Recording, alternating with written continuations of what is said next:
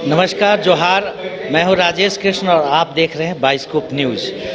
झारखंड में बहुत सारे मुद्दे हैं और वो मुद्दा समय समय पर गर्माता रहता है। एक तरफ विकास की बात हो रही है, दूसरे तरफ विकास में अवरोध की बात हो रही है, तीसरे तरफ विकास जो बाधा बन जाए, जो विनाश का जड़ न बन जाए, उसकी भी बात है। काफ़ी समस्याएं हैं। समस्याओं के जड़ से जुड़ी हुई ज़मीन की नेता हमारे साथ हैं। राज्य में पूर्व में मंत्री भी रही हैं। उनसे जानने की कोशिश करेंगे गीताश्री जी से, समस्या कहाँ है और इस बार वो किस दिशा में ये जन आंदोलन हो रहा है। सबसे पहले तो आपके चैनल के माध्यम से सभी दर्शकों को जोहार रहेगा। और देखिए, जो भी बातें आपने रखी हैं वो निश्चित रूप से बहुत ही दुर्भाग्यपूर्ण है हमारे लिए कि एक अबुआ दिशुम अबुआ राज की जो बात हम लोग करते हैं और मगर वो कहीं से भी हम लोगों के सामने में फलीभूत नज़र नहीं आ रहा है, वो साकार होते हुए नज़र नहीं आ रहा है। क्योंकि लगातार हमारी ज़मीनें जो हमारे पूर्वजों ने अपनी जान की कुर्बानी उन्हीं ज़मीन को, जल जंगल ज़मीन को बचाने के लिए दी, जिनकी भावनाओं को समझते हुए अंग्रेज़ों ने भी जो कई 3 बड़े कानून यहाँ पर जो बनाए, जो विल्किंसन रूल, एसपीटी एक्ट और सीएनटी एक्ट, और जिसमें हमारे आदिवासियों की ज़मीनों को जो बचाने का जो संकल्प भी लिया गया अंग्रेज़ों के द्वारा गवर्नमेंट ऑफ इंडिया एक्ट 1918 और 1935 में कि स्वशासन रहेगा इन अनुसूचित क्षेत्रों में, और साथ ही साथ देश में चलने वाला कोई भी सामान्य कानून यहाँ लागू नहीं होगा। बहुत बड़ी बात थी। और जिसको आज़ादी के बाद भारतीय संविधान ने भी अनुच्छेद 13(3) क के अंतर्गत जो है हमारी उन्हीं सभ्यता, संस्कृति और परंपराओं को और कानून को भी मान्यता दी। और उसी आपके 244(1) अनुच्छेद के अंतर्गत जो है 5वीं अनुसूची और 244(2) के अंतर्गत 6वीं अनुसूची का जो प्रावधान लाया गया, ताकि जो देश के आदिवासी क्षेत्र हैं उसमें उनकी सभ्यता, संस्कृति जो है संरक्षित रह सके, वहाँ स्वशासन कायम हो सके। मगर और झारखंड राज्य भी बहुत जद्दोजहद, इतनी कुर्बानियों के बाद जो है यहाँ के झारखंड एक राज्य, अलग राज्य मिला। मगर हम क्या देखते हैं कि लगातार यहाँ पर ज़मीन की लूट बढ़ रही है। भू माफियों का जो है सक्रियता बहुत तेज़ी से बढ़ी है।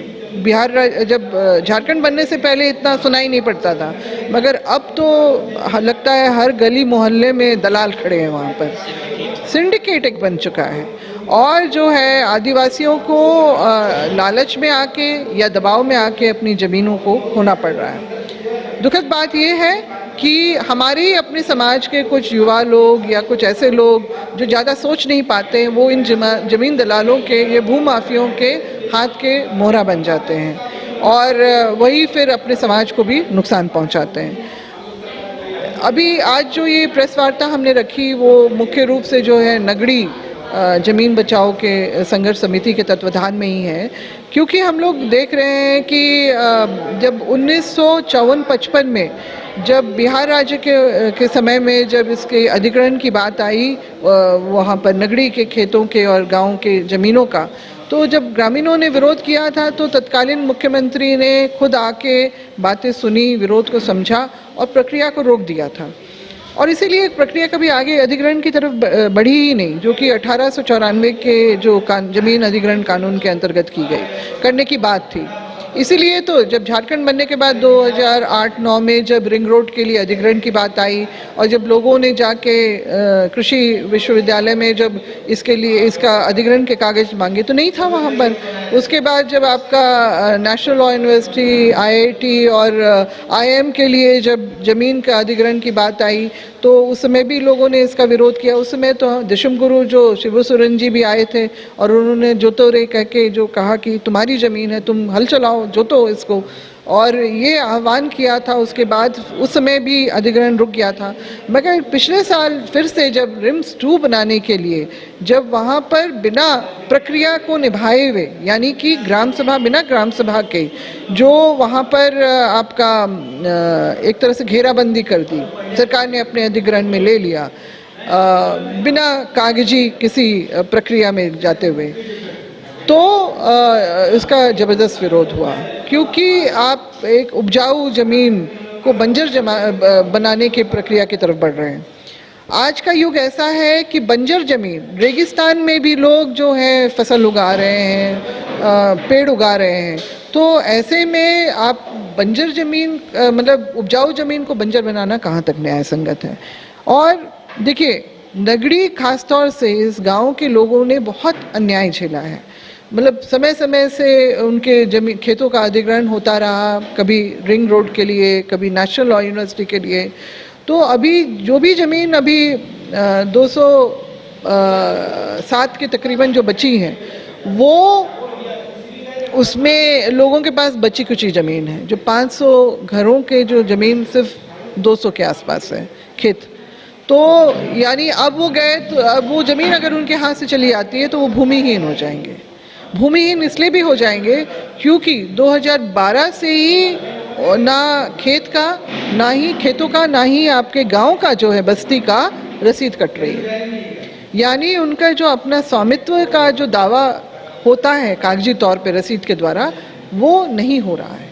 तो इसलिए भी लोग बहुत आशंकित रहते हैं। और हम लोग को भी ये बात बिल्कुल गलत लग रही है कि आप कैसे वहाँ की रसीदों को नहीं काट रहे हैं। ये तो नियम विरोध है ना। जो मतलब आपका खतियानी लोग हैं, जो पीढ़ी दर पीढ़ी उस गांव के खेतों का और उस बस्ती के हिस्सा रहे हैं, वो उनको आप बेदखल कर रहे हैं इस तरह से। तो हमारा अभी जो, क्योंकि बार बार ये बातें उठ रही हैं, अभी इस साल फिर से जो 8 फरवरी को जो स्वास्थ्य मंत्री ने फिर से घोषणा कर दी, डॉक्टर इरफान अंसारी ने, कि रिम्स 2 तो बन के रहेगा।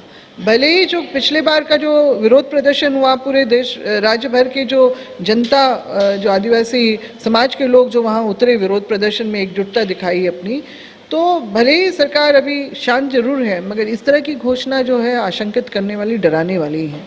तो हमारा ये कहना है सबसे पहला तो कि उपजाऊ ज़मीन को छोड़ के बंजर ज़मीन या गैर मंजूरा ज़मीन की तरफ जाएं। बहुत है, सरकार के पास है, वहाँ जाके वो अपना प्रोजेक्ट को कारगर करें। और दूसरा कि जो रसीदों का कटना भी शुरू हो, ये जो है, तभी लोग यहाँ के आश्वस्त होंगे, तभी हमारा भी आंदोलन जो है थमेगा।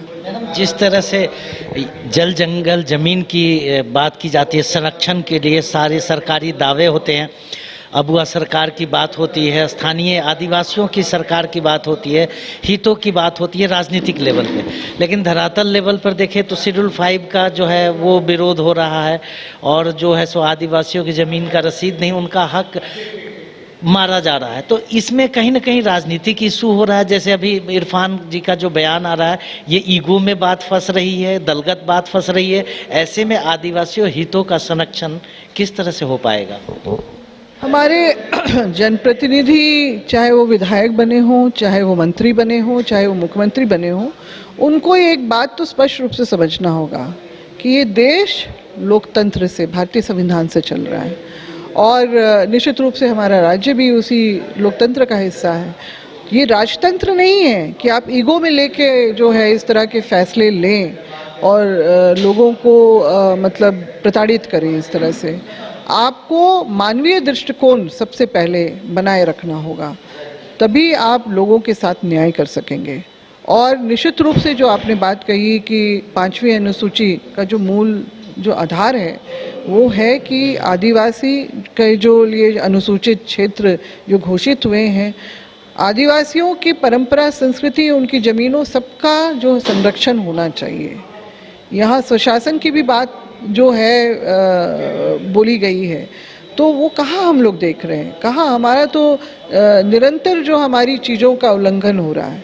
तो ये हम लोगों को मतलब मजबूरन ही एक तरह से कहिए, क्योंकि हमारे लिए परिस्थितियाँ ऐसी खड़ी कर दी जा रही हैं कि हम उन बातों का विरोध किए बिना हम नहीं रह पा रहे हैं।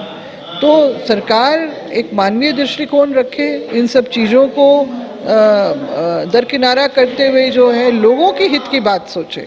सिर्फ मैया समान योजना दे देने से जो है आपको कहीं कुछ प्रतिशत वोट मिल जाएंगे। और मेरा उसके लिए भी ये कहना है कि आप इस तरह का जो है जेब खर्च देने से अच्छा उन महिलाओं को, उन बच्चियों को जो उनके भविष्य को सुरक्षित करने के लिए उनको रोजगार से जोड़ें, उनको ऐसे कार्यक्रम से जोड़ें कि वो 2500 क्या, वो कई हज़ार, 25,000 से ऊपर की कमाई करने के लिए सक्षम हों।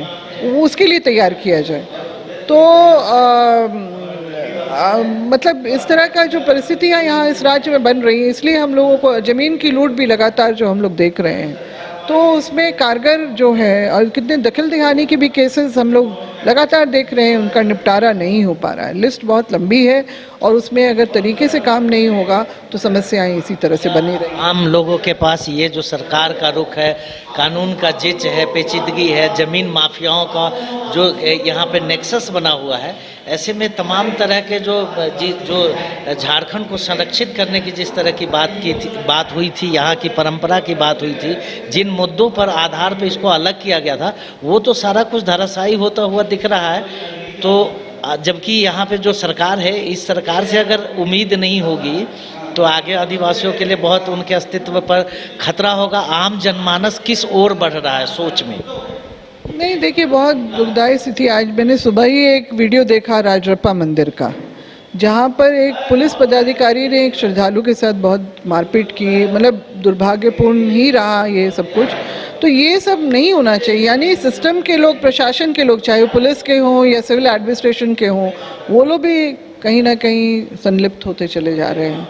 और सरकार अगर कड़ा रुख नहीं रखेगी तो ये सिस्टम पूरी तरह फेल हो जाएगा। तो इसमें आम जनता के हाथ में क्या लगता है? इसी तरह की जो बातें आएंगी सामने उठ के तो अच्छा नहीं लगता है। ये किसी भी राज्य के लिए अच्छा नहीं है।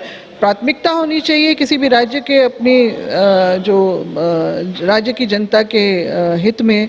सबसे पहले तो शिक्षा है, फिर स्वास्थ्य है, फिर जो उनके अन्य जो अपनी ज़रूरतें हैं, रोजगार, उस पे फोकस होना चाहिए। सबको आप सरकारी नौकरी नहीं दे सकते, मगर कम से कम उनको स्वरोजगार के लिए तो आप उसको प्रेरित करें, उसके लिए व्यवस्था बनाएं, ताकि आपका कोई भी व्यक्ति जो है दूसरे राज्य में जाके जो पलायन करता है, जो धक्के खाता है, और जिस तरह से उन लोगों को कई बार तो मौत भी हो जाती है उनकी, तो ये परिस्थितियाँ से वो बचे और हमारे लोग अपने आप को सुरक्षित महसूस करें अपने राज्य। जिस तरह से आपने कहा कि सरकार के पास पावर है, लेकिन वो जब आदिवासियों का हित नहीं देख पाती है, आम जनता कमज़ोर हो रहा है, मध्यम क्लास के वर्ग के पास या आदिवासी वर्ग जो है वो उनके पास अब लड़ने की क्षमता को छोड़ा नहीं जा रहा है। ऐसे में क्या आप देखती हैं कि आदिवासी समाज की जो परंपरा रही है, जो लड़ने की जो जज्बा रहा है, वो लड़ेंगे?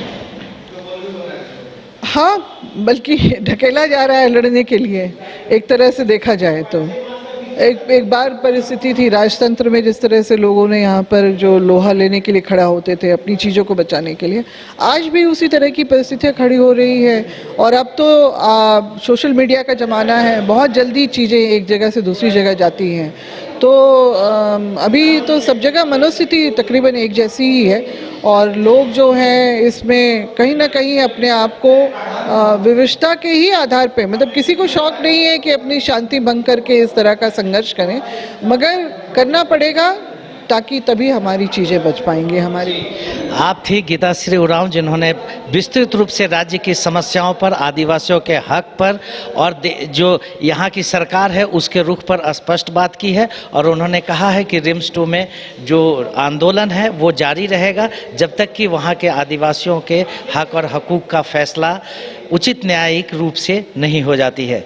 सहयोगी चंदन के साथ राजेश कृष्ण, बाइस्कोप न्यूज, रांची। घर रहने का मकान भर नहीं, ये खुशियों की तिजोरी है। दरवाजे पर दस्तक देता पड़ोस, खिड़कियों से उमड़ आता आसमां, तारों में उलझी ऐसी ना जाने कितनी दास्तां। कहती हैं चले डायमंड सिटी, एक सफर हम सफर के साथ अपने घर तक। Diamond city, life long bonding, 500 से ज्यादा खुशहाल डायमंड परिवार। जल्दी करें, सिर्फ 200 फ्लैट बाकी। आज ही बुक करें अपना आशियाना।